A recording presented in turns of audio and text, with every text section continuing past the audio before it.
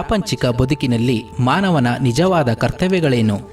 ಜೀವನದಲ್ಲಿ ಸಮಚಿತ್ತತೆಯನ್ನು ಬೆಳೆಸಿಕೊಳ್ಳಬೇಕಾದ ಬಗೆ ಹೇಗೆ? ಸಮತೋಲನದ ಸಾಧನೆ ಬದುಕಿನಲ್ಲಿ ಸಾಧ್ಯವೇ? ಎಂಬೆಲ್ಲ ಪ್ರಶ್ನೆಗಳಿಗೆ ಭಗವದ್ಗೀತೆಯ ಮೂಲಕ ಶ್ರೀ ಕೃಷ್ಣನ ನುಡಿಗಳು ನಮಗೆ ಸಾರ್ಥಕತೆಯನ್ನು ನೀಡುತ್ತದೆ. ಬನ್ನಿ, ಈ ಗೀತೆಯ ಸಾರವನ್ನು ತಿಳಿಯೋಣ. ಶ್ರೀಮತಿ ನಾಗಶ್ರೀ ತ್ಯಾಗರಾಜ್ರವರ ಧ್ವನಿಯಲ್ಲಿ ಗೀತ ಸುನಾದ ಕಾರ್ಯಕ್ರಮ ತಪ್ಪದೆ ಕೇಳಿ. ಪ್ರತಿದಿನ ಬೆಳಗ್ಗೆ 8:35 ಮರುಪ್ರಸಾರ ಸಂಜೆ 6:30 ನಿಮ್ಮ ಜನಧ್ವನಿ ಬಾನುಲಿಯಲ್ಲಿ.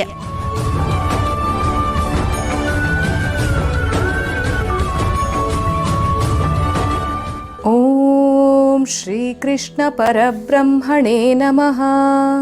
ಶ್ರೀಮದ್ಭಗವದ್ಗೀತಾ. ಜನಧ್ವನಿಯ ಸಮಸ್ತ ಶ್ರೀಕೃಷ್ಣನ ಭಕ್ತರಿಗೆ ನಮಸ್ಕಾರಗಳು. ಗೀತಾ ಸುನಾದದ ಇಂದಿನ ಕಾರ್ಯಕ್ರಮದಲ್ಲಿ ನಾವು ಭಗವದ್ಗೀತೆಯ 7ನೇ ಅಧ್ಯಾಯವಾಗಿರುವ ಜ್ಞಾನ ವಿಜ್ಞಾನ ಯೋಗದ 13ನೆಯ ಶ್ಲೋಕದ ಬಗ್ಗೆ ತಿಳಿದುಕೊಳ್ಳೋಣ. ಆ ಶ್ಲೋಕ ಇಂತಿದೆ: ತ್ರಿಭಿರ್ಗುಣಮಯೈರ್ಭಾವೈಃ ಏಭಿಃ ಸರ್ವಮಿದಂ ಜಗತ್ ಮೋಹಿತನ್ನಾಭಿಜಾನಾತಿ ಮಾಮೇಭ್ಯಃ ಪರಮವ್ಯಯಂ. ತ್ರಿಗುಣಮಯವಾದ ಭಾವಗಳಿಂದ ಇಡೀ ಜಗತ್ತು ಮೋಹಿತವಾಗಿದೆ. ಆದ ಕಾರಣವೇ ಅವುಗಳಿಗಿಂತಲೂ ವಿಲಕ್ಷಣನೂ ಅವ್ಯಯನೂ ಆದ ನನ್ನನ್ನು ಅದು ತಿಳಿದುಕೊಳ್ಳಲಾರದು ಎಂಬ ಮಾತನ್ನ ಇಲ್ಲಿ ಕೃಷ್ಣ ತಿಳಿಸ್ತಾ ಇದ್ದಾನೆ. ಪ್ರಪಂಚದಲ್ಲಿರುವವರೆಲ್ಲರೂ ಕೂಡ 3 ಗುಣಗಳ ಬಲೆಯಲ್ಲಿ ಸಿಕ್ಕಿಕೊಂಡು ನರಳುತ್ತಿರುವವರು. ಈ 3 ಗುಣಗಳಲ್ಲಿ ಒಂದು ಗುಣಕ್ಕಿಂತ ಮತ್ತೊಂದು ಮೇಲು ನಿಜ. ತಮಸ್ಸಿಗಿಂತ ರಜಸ್ಸು ಮೇಲು, ರಜಸ್ಸಿಗಿಂತ ಸತ್ವ ಮೇಲು. ಆದರೆ ವಸ್ತುವಿನ ನೈಜ ಸ್ಥಿತಿಯನ್ನ ನಾವು ಈ ಗುಣಗಳ ಆವರಣದೊಳಗೆ ಇರುವ ತನಕ ಗೊತ್ತಾಗುವುದಿಲ್ಲ. ಗುಣಗಳು ಎಂಬುವುದು ಒಂದು ಗೂಟ ಇದ್ದ ಹಾಗೆ. ಕಟ್ಟಿ ಹಾಕಿದ ದನ ಅದರ ಸುತ್ತಲೂ ಬರಬಹುದೇ ಹೊರತು ಅದನ್ನು ಕಿತ್ತುಕೊಂಡು ಹೋಗಲು ಅದಕ್ಕೆ ಸಾಧ್ಯವಿಲ್ಲ. ಶ್ರೀರಾಮಕೃಷ್ಣರು ಈ 3 ಗುಣಗಳನ್ನು 3 ಕಳ್ಳರಿಗೆ ಹೋಲಿಸುತ್ತಾರೆ. ಒಬ್ಬ ಪ್ರಯಾಣಿಕ ಒಂದು ಕಾಡಿನಲ್ಲಿ ಹೋಗುತ್ತಿದ್ದಾಗ ಕಳ್ಳರು ಅವನ ಮೇಲೆ ಬಿದ್ದು ಅವನ ಹತ್ತಿರ ಇದ್ದುದನ್ನೆಲ್ಲ ಅಪಹರಿಸಿದರು. ಇವನನ್ನು ಹಾಗೆ ಬಿಟ್ಟರೆ ಇವನು ಊರಿಗೆ ಹೋಗಿ ಹೇಳುತ್ತಾನೆ, ಅದಕ್ಕಾಗಿ ಇವನನ್ನ ಕೊಂದು ಬಿಡೋಣ ಅಂತ ಹೇಳಿ ಒಬ್ಬ ಕಳ್ಳ ಹೇಳ್ತಾನೆ. ಯಾರು ಒಬ್ಬ ವ್ಯಕ್ತಿಯನ್ನ ಕೊಂದು ಬಿಡೋಣ ಅಂತೇಳಿ ಹೇಳ್ತಾನೋ ಅವನೇ ತಮೋಗುಣಿ. ಮತ್ತೊಬ್ಬ ಪಾಪ, ಅವನನ್ನು ಯಾಕೆ ಕೊಲ್ಲಬೇಕು, ಅವನ ಕೈಕಾಲನ್ನ ಕಟ್ಟಿ ಹಾಕಿ ಅಂತ ಹೇಳ್ತಾನೆ. ಹೀಗೆ ಹೇಳುವಂಥವನೇ ರಜೋಗುಣಿ. ಇವರೆಲ್ಲರ ಮುಂದೆ ಹೋದ ಮೇಲೆ ಇವರಲ್ಲಿ ಮತ್ತೊಬ್ಬ ಕಳ್ಳ ಹೇಳ್ತಾನೆ, ಅವರಿಂದ ತಪ್ಪಿಸಿಕೊಂಡು ಈ ಪ್ರಯಾಣಿಕನ ಬಳಿ ಬಂದು ಕಟ್ಟಿದ್ದ ಕೈಕಾಲುಗಳನ್ನು ಬಿಚ್ಚಿ ಹಾಕ್ದ.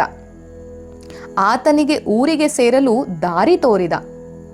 ದೂರದಲ್ಲಿ ಊರು ಕಾಣುವವರೆಗೂ ಹೋಗಿ ಇನ್ನು ಮೇಲೆ ನೀನು ನಡೆದುಕೊಂಡು ಹೋಗು, ಊರು ಸೇರು ಅಂತ ಹೇಳಿಬಿಟ್ಟ.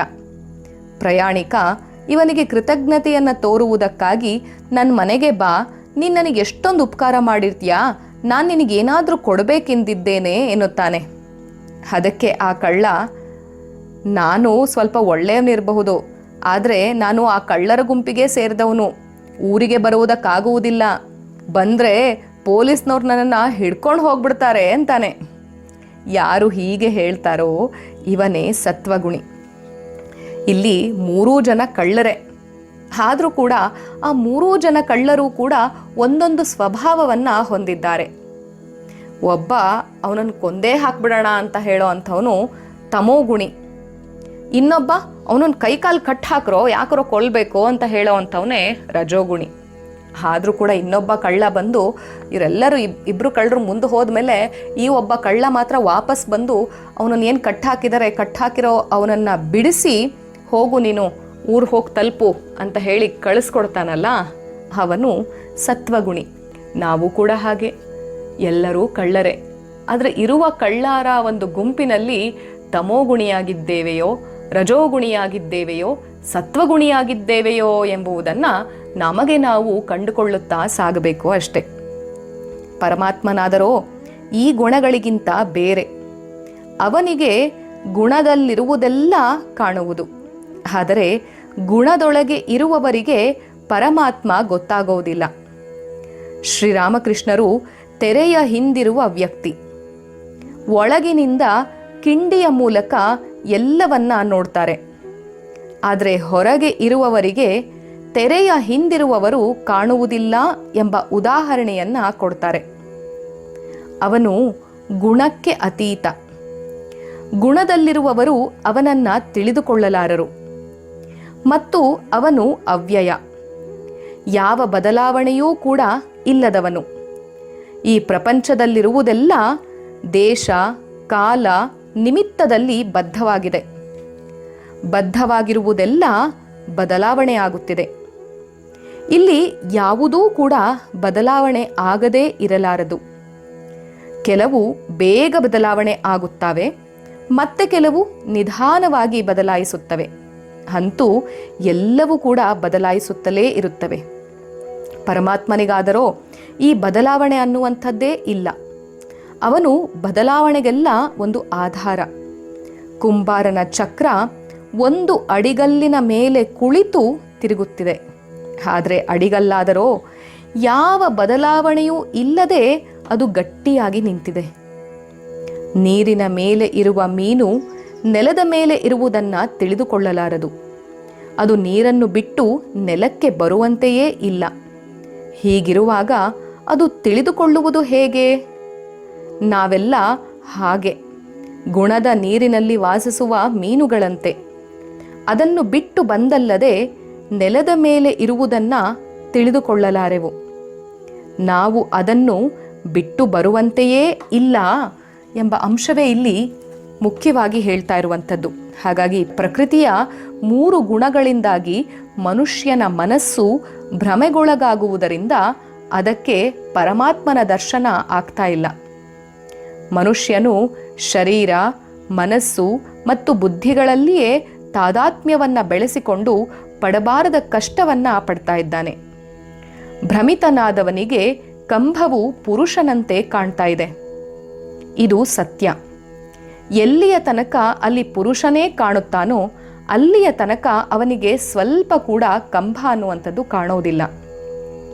ಅದೇ ರೀತಿ ಮಾಯೆಯ ಗುಣಗಳಿಂದಾಗಿ ಮೋಹಗೊಂಡವನು ಎಲ್ಲಿಯ ತನಕ ಮಾಯೆಯ ಕೈಗೊಳಗಿರುತ್ತಾನೋ ಅಲ್ಲಿಯ ತನಕ ಅವನಿಗೆ ಪರಮಾತ್ಮನ ಯಥಾರ್ಥ ದರ್ಶನ ಸಾಧ್ಯವಿಲ್ಲ. ಇದೊಂದು ನಮ್ಮನ್ನೇ ನಾವು ಹುಡುಕಿಕೊಳ್ಳುವ ಕಣ್ಣಾಮುಚ್ಚಾಲೆಯ ಆಟ. ಹುಡುಕಿಕೊಳ್ಳುವ ತನಕ ಪಡಬಾರದ ಕಷ್ಟಗಳನ್ನು ಅನುಭವಿಸುತ್ತೇವೆ.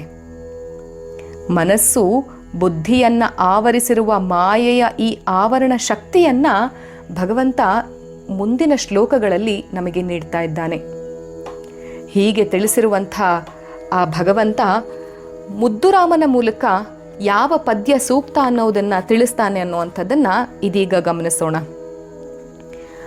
ಮನೆ ಕದದ ಗಾಜೊಡೆದು ಕಾಮನು ಸುಳಿದರೊಳಗೆ, ಮನೆ ಕದದ ಗಾಜೊಡೆದು ಕಾಮನು ಸುಳಿದರೊಳಗೆ, ಬುದ್ಧಿ ಜಿಗಿವುದು ಹೊರಗೆ ಮನ ಕಿಟಕಿಯಾಚೆ, ಉದ್ರೇಕ ಒತ್ತರಿಸಿ ಹಾರುವುದು ಸುವಿವೇಕ, ಉದ್ರೇಕ ಒತ್ತರಿಸಿ ಹಾರುವುದು ಸುವಿವೇಕ, ಇರಲಿ ಮನ ಸ್ಥಿಮಿತದಲ್ಲಿ ಮುದ್ದು ರಾಮ, ಇರಲಿ ಮನ ಸ್ಥಿಮಿತದಲ್ಲಿ ಮುದ್ದು ರಾಮ.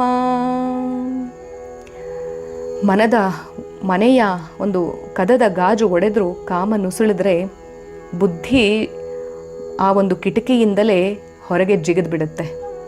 ಹಾಗಾಗಿ ತ್ರಿಗುಣದ ವಿಕಾರಗಳಿಗೆ ಸರಿಯಾಗಿ ನಾವು ಭ್ರಮೆಗೊಂಡರೆ ಪ್ರಕೃತಿಗಿಂತಲೂ ಕೂಡ ವಿಲಕ್ಷಣವಾದ ಒಂದು ಅವ್ಯಯ ಸ್ವರೂಪವನ್ನು ನಾವು ತಾಳ್ಬಿಡ್ತೀವಿ. ಹಾಗಾಗಿ ಮುದ್ದುರಾಮನು ಕೂಡ ಇರಲಿ ಮನ ಸ್ಥಿಮಿತದಲ್ಲಿ ಎಂಬ ಒಂದು ಅಂಶವನ್ನೇ ಹೇಳ್ತಾ ಇದ್ದಾನೆ. ಸ್ಥಿಮಿತದಲ್ಲಿ ಇರುವಂತಹ ಒಂದು ಮನಸ್ಸು ಸದಾಕಾಲ ವಿಕಾರ ರೂಪವನ್ನು ತಗೊಳ್ಳದೆ ಆಕಾರ ರೂಪದಲ್ಲಿಯೇ ನಮ್ಮ ಮನಸ್ಥಿತಿಯನ್ನು ಇರಿಸಿಕೊಳ್ಳುತ್ತೆ.